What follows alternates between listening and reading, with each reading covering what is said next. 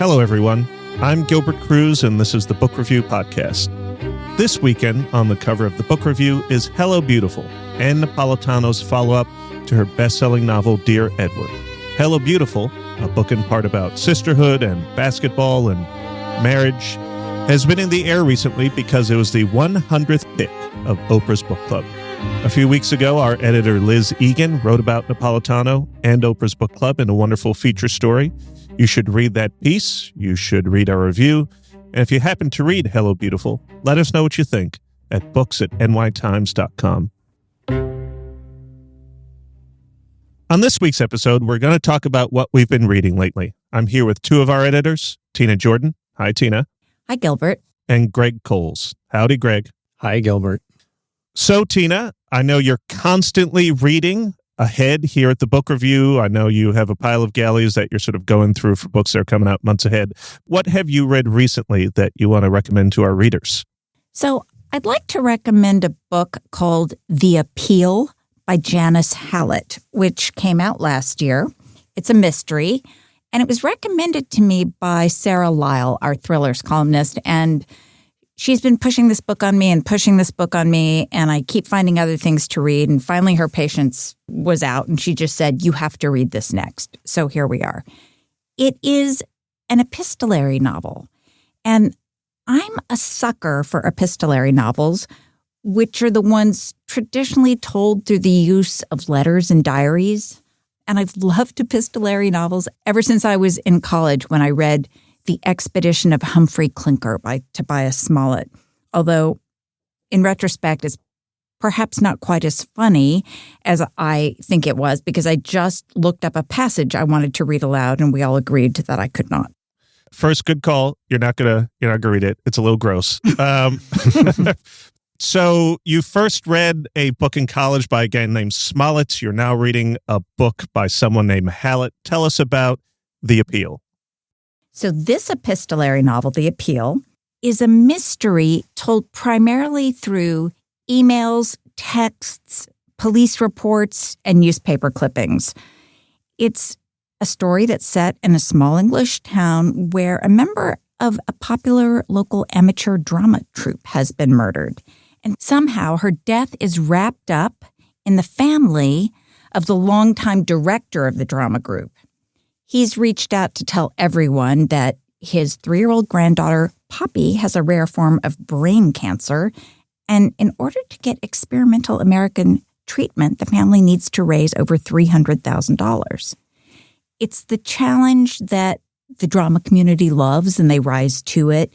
They're ordering merchandise. They're planning a charity ball. And this whole story is emerging slowly, text by text, email by email.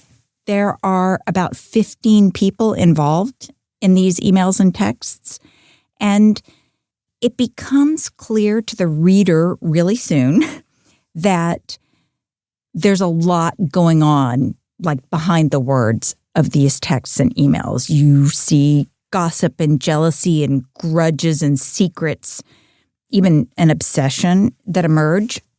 And while it seems counterintuitive that a book composed of piecemeal narrative like this would work, in fact, I'm finding it incredibly propulsive, the plot. And if anything, it's keeping me up later than it should because I think, these bits are so short, I'll just read a few more. Now, I can imagine that an epistolary novel like this, an epistolary mystery, does lend itself to some sort of forward narrative thrust because it is a lot of bitsy pieces. I would never compare this to some authors who will remain unnamed, who write in very short chapters, but I think part of the reason those books fly is because you feel like you can move through them very quickly. Agreed.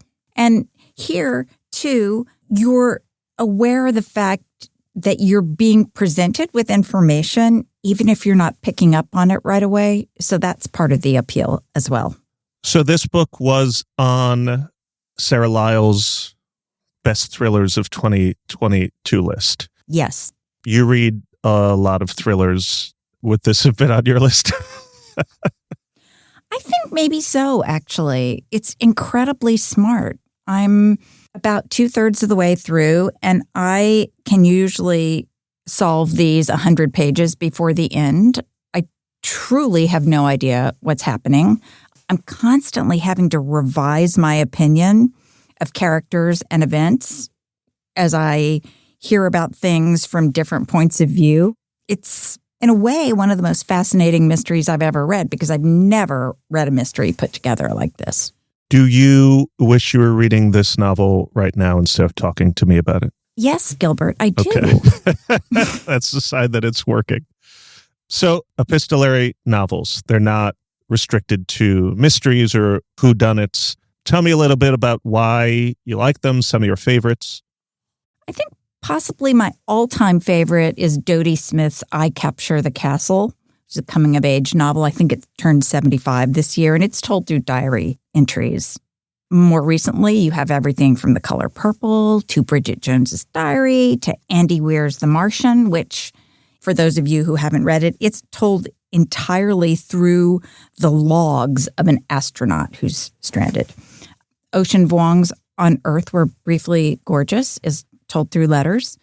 And it's kind of a fascinating thing because the very first epistolary novels, I'm talking 17th and 18th century, were all diaries and letters. But epistolary novels as a genre actually began incorporating other means of documentation really early. Even Dracula, which is an epistolary novel, published in 1897, makes use of everything from newspaper clippings to telegrams to those wax cylinder recording transcripts. It's actually really up-to-the-minute technology of the day. And these days, epistolary novels incorporate legal memos, depositions, texts, sticky notes, emails, transcripts, social media posts, PowerPoint slides even. Kind of fascinating. Greg, what have you been reading? Well, I read so much contemporary stuff for work that in my personal reading, I either tend to go back and read the contemporary stuff that my colleagues assigned that I missed, but that they were enthusiastic about, or I go much deeper into the well and kind of fill in gaps in my own education as a reader. And that's what I've done recently. I read and really enjoyed a book that lots of people have read and really enjoyed, but I never did, which is Willa Cather's My Antonia. It came out in 1918, over 100 years ago, but it feels like it could have been written last year. Its prose is a very sturdy, American, declarative, descriptive sentences that the style really holds up. What makes it feel 100 years old is that the America it's describing is completely vanished. It is an America of the frontier. It's set in Nebraska. One thing I didn't know going to this book, I mentioned earlier that I planned to read it, and my mother, who was a school librarian and had read this book and loved it, said, "Oh, I'm surprised you're interested in it. It's so much like Little House on the Prairie." She thought of it very much as a girl's book. But in fact, what I didn't know until I started reading it, the narrator is not a girl. It's a boy. He's 10 years old when he starts out. He's orphaned. He moves to Nebraska after he's orphaned from Virginia or West Virginia, somewhere in the Appalachians. And he takes the train out to Nebraska to live with his grandparents and is raised on a farm out there. And so My Antonia, he's remembering a girl that he grew up with, a Bohemian, a Hungarian immigrant who moves to the prairie and initially lives in a little kind of sod cave house, like underground house, and then comes to town to work for a family in town after her father dies and she needs to help support the family. We get a little prologue from presumably Willa Cather herself, or whoever the author is meant to be, saying that she's run into this old friend, Jim Burden, who's the narrator, as adults. And he's now a high-powered attorney for the railroads. And they start talking about their childhood on the plains. And he says, "I've been thinking so much about Antonia lately." And we know he's in an unhappy marriage. And it puts this cast on the whole book. He then turns around and sends Willa Cather the manuscript he's written about his memories, and that's what we're reading. So it's got this kind of frame narrative around it that sets up all of his memories from this kind of romantic yearning, looking back, and he's a very romantic child anyway. Antonia is very practical and just roll up the sleeves and get to work. And Jim is a little bit of a dreamer. It puts this frame of the unhappy marriage looking back on kind of what could have been. And so the relationship between Jim and Antonia, which is never a romantic relationship. It's always kind of a friendship, and they're drawn to each other, and they're very similar in some ways. He's orphaned. Her father dies early in the book. It's almost a brother-sister relationship, but it's also almost a romantic relationship. And it puts this whole unspoken subterranean element to the book that just carries enormous weight and almost like a spiritual yearning to it under this sturdy, declarative, descriptive prose. Plus, it's just beautiful descriptions of the prairie and the seasons and farming. And this is a time in the Midwest, a time in Nebraska.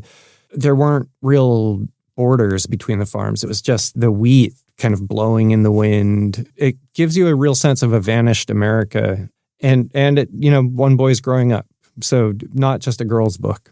Greg, I didn't know your mother was a school librarian. Where was that?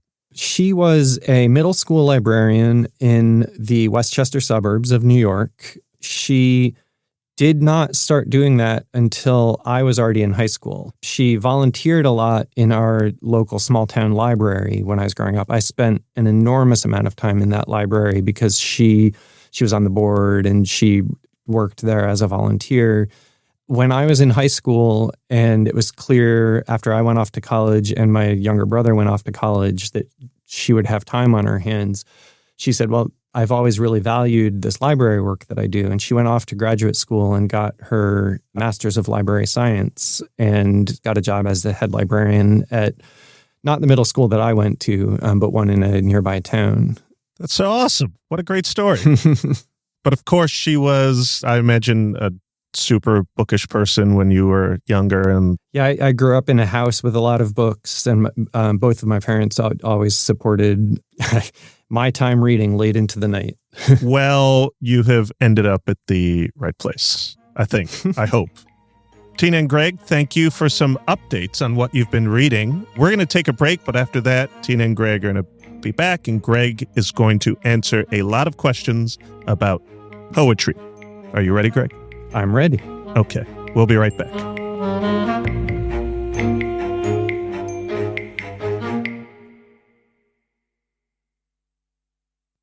Welcome back to the Book Review Podcast. I'm Gilbert Cruz, and I'm here with Tina Jordan and Greg Cowles. Greg, in addition to being one of the top editors here on the Book Review, also serves as its poetry editor. April is National Poetry Month, and I wanted to have Greg on to talk about how he got this job and how we should be thinking about poetry here in April 2023. So, Greg, what does it mean to be poetry editor at the New York Times Book Review? Being poetry editor isn't so different on the face of it from being any other kind of editor assigning reviews. In terms of, I need to be aware of a huge range of what's being published in the genre. I need to be able to decide what is good and representative and worthy of our readers' attention. And then I need to be able to know who could weigh in profitably for our readers to help unpack that stuff. I came to the job of poetry editor after Dwight Garner left the book review to become a critic at the Times. Like Dwight, I am a poetry reader myself. And the job of poetry editor, as it should, falls to the editor on the book review who maybe is most up on what's going on in the world of poetry. But I came to that job with a very narrow scope of what I enjoyed in poetry. I liked a very specific kind of poem. And so I had to learn fast about the wealth of other kinds of poetry that I'd always been aware of, but not gravitated to.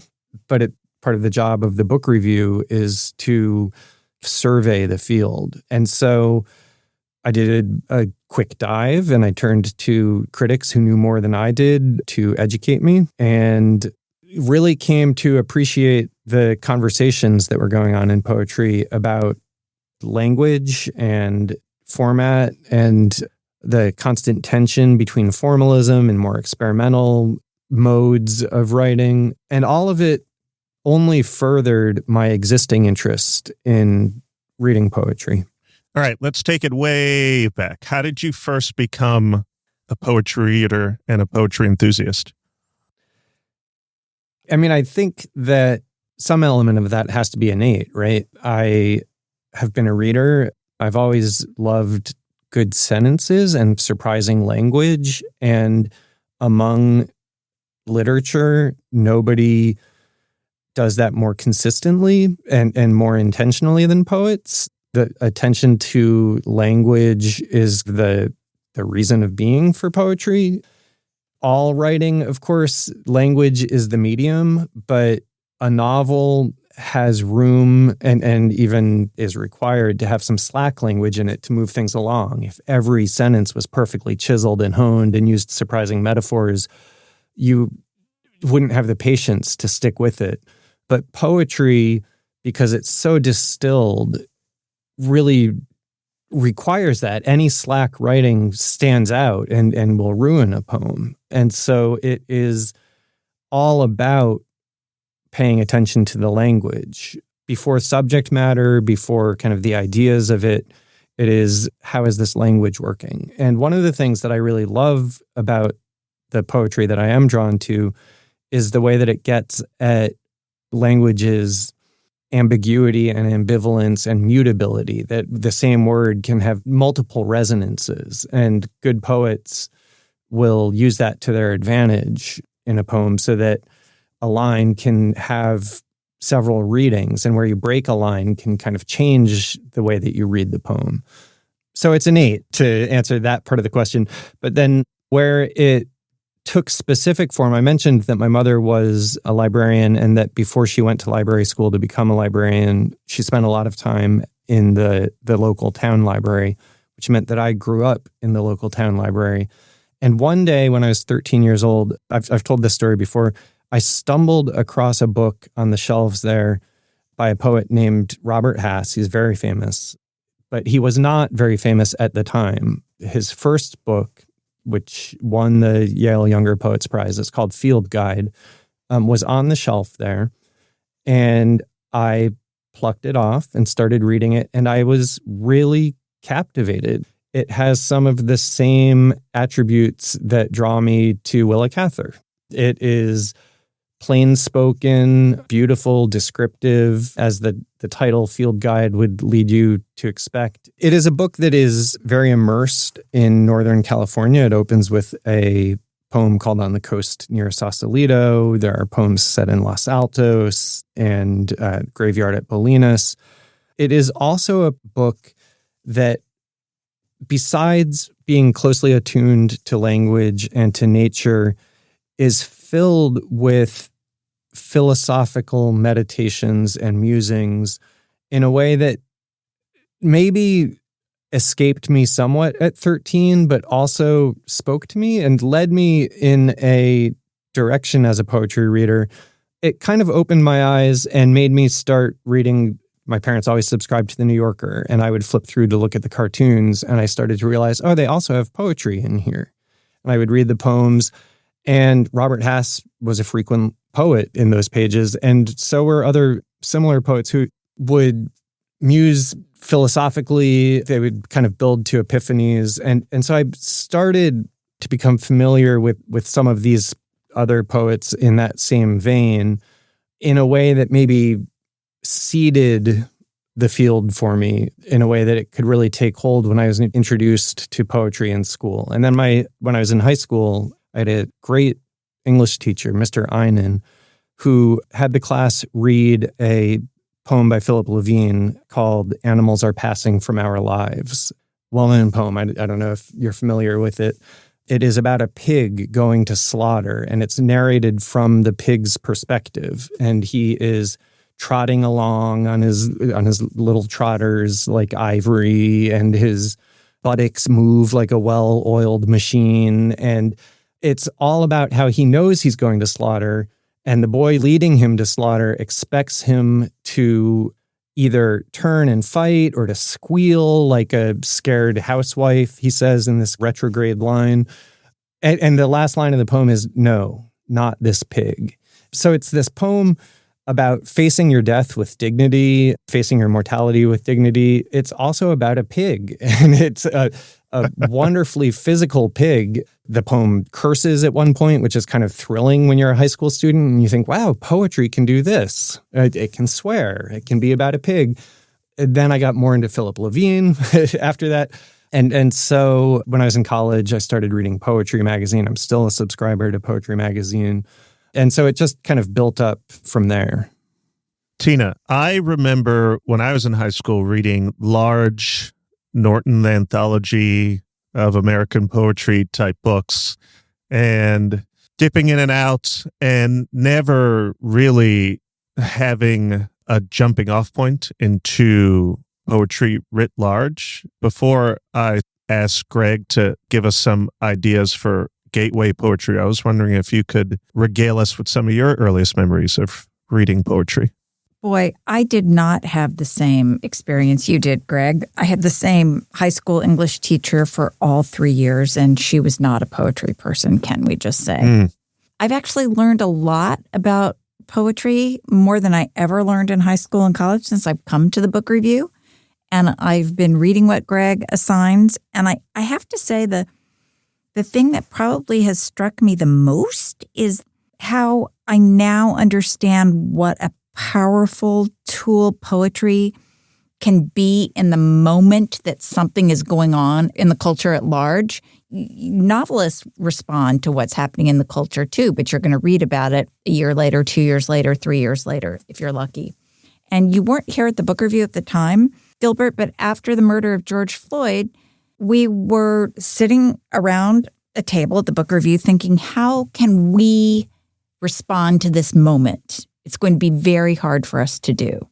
And Greg had the idea that we should go to contemporary poets and ask them to write about this moment for us. And he did. I mean, Greg, you should talk a little bit about those poems. They're remarkable. We had poems to open and close this issue that they appeared in by Claudia Rankine and by Jericho Brown. Fairly different poems, but both responding in a very public-minded but also personal way to the moment that we were in. Not just George Floyd's murder. Jericho Brown's also addressed, it was the very start of the pandemic. It was such a kind of fraught moment in the culture. And the two of them used poetry as a way of grappling with what the rest of us as a society were also grappling with in a way that really spoke to the moment. And we also had them, we recorded them reading those poems. You can actually still find them on our website somewhere. And it's to me, it was even more powerful to hear them reading their words than for me to read them on the page. It's interesting because, I said that coming up as a poetry reader, what I read a lot of was more nature poetry, philosophy, and pastoral things. But over the last decade or so, there's been a move in poetry, I think partly fueled by the readership and partly fueled by the rise of hip-hop culture. That poetry has become, it's not that it has become a lot more political. There was always political poetry around, but there has been a much bigger audience for political poetry. And so that's a lot of what you find these days really catching on. Greg, I'd like to ask you two sort of divergent paths here. I want you to give us a few suggestions or recommendations for works, authors, pieces of poetry that you think are particularly effective at drawing new poetry readers in. And then if there are one or two recent collections that you've really been into, I'd love to hear about those as well. So obviously I'll recommend Robert Hass, Field Guide, or any of his subsequent books. Another poet who is back in the public consciousness thanks to Ada Calhoun's great memoir, also a poet, is Frank O'Hara. Her memoir is about her father's frustrated attempts to write a biography of the New York poet Frank O'Hara, who wrote back in the middle of the 20th century and died young. His book, Lunch Poems, is just what it sounds like from the title. He worked at MoMA. He went out on his lunch breaks, eating at kind of midtown eateries and watching the world stream by. And he wrote poetry on his lunch hour that was sometimes remembering his travels and sometimes watching the city stream by outside the window. And they all have this wonderfully dashed off quality. They feel maybe a little pre-beatnik in a way that like shook up the Robert Lowell, the more formal work that was happening at the time. They've just got this like loose-limbed quality to them. I would recommend anybody read Lunch Poems by Frank O'Hara. So that's another good gateway one. And what are one or two collections that you have read recently, newer collections that you'd love our listeners to know about? A couple that we have reviewed this year, one that's in the more pastoral vein is Ellen Bryant Voigt's big collected poems. Ellen Bryant Voigt grew up in the South and has lived in northern New England for a long time now. And she's been writing for decades, for like 5 decades. And this book is probably close to 500 pages of her work over that time.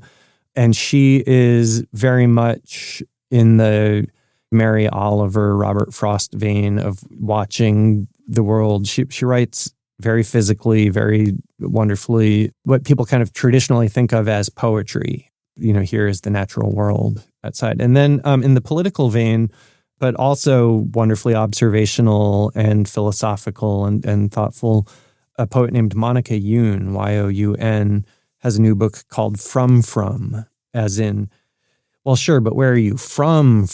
And as you can tell from that title, it takes racism very much in its view. She is a Korean-American writer who grew up in Houston and had to navigate the different forms of anti-Asian racism. And this book, for the first time in her career, is looking squarely at that. Greg, those are 2 fantastic suggestions. Thank you so much for being on here to talk to us about poetry. I feel like we need to make this like a recurring segment, like Greg's Poetry Corner or something, where you just come on every 6 weeks and tell us about some old poetry, tell us about some new poetry. I'm into this. I think we should do it. Greg, thank you so much for being here. Tina, thank you as well. And to the 2 of you for telling us about a couple of other things that you've been reading lately. My pleasure. My pleasure, too. For the Book Review Podcast, I'm Gilbert Cruz. Thank you for listening.